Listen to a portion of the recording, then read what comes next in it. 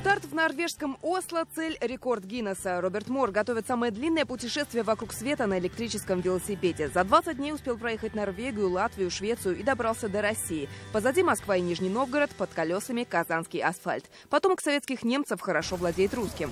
Привет, Казань! Столица Татарстана у Роберта Мора уже вошла в личный топ-10 любимых городов. И посмотреть есть на что, и с людьми пообщаться приятно. Татарская, русская смесь вежливее выходит, чем чисто русская.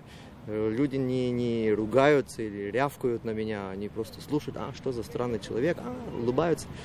Трудностей в пути у велосипедиста практически не бывает. Ночует в гостиницах, а путешествуют налегке. Спальный мешок и надувной матрац. А здесь еще другие вещи, чтобы по-другому выглядеть, если в дискотеку.